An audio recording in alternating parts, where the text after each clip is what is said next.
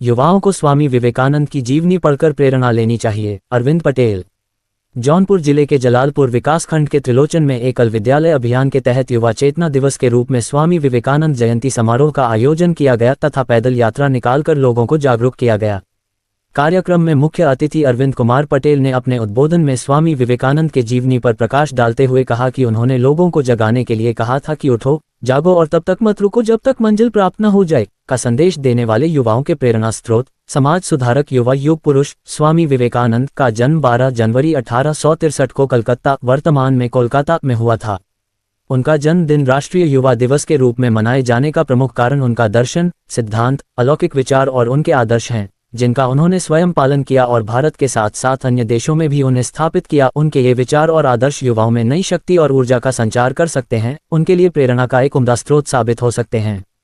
मुख्य अतिथि ने अपने उद्बोधन में कहा कि किसी भी देश के युवा उसका भविष्य होते हैं, उन्हीं के हाथों में देश की उन्नति की बागडोर होती है। आज के परिदृश्य में जहां चहुं और भ्रष्टाचार, बुराई, अपराध का बोलबाला है जो घुन बनकर देश को अंदर ही अंदर खाए जा रहे हैं, ऐसे में देश की युवा शक्ति को जागृत करना और उन्हें देश के प्रति कर्तव्यों का बोध कराना अत्यंत आवश्यक है।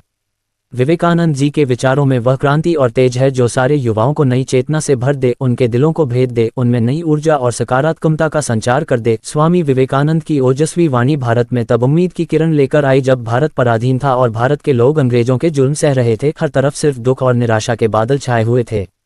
उन्होंने भारत के सोए हुए समाज को जगाया और उनमें नई ऊर्जा उमंग का प्रसार किया। सन 1897 में मद्रास में युवाओं को संबोधित करते हुए कहा था, जगत में बड़ी बड़ी विजयी जातियां हो चुकी हैं, हम भी महान विजेता रह चुके हैं। हमारी विजय की गाथा को महान सम्राट अशोक ने धर्म और आध्यात्मिकता की ही विजय गाथा बताया है और अब समय आ गया है भारत फिर से विश्व पर विजय प्राप्त करे।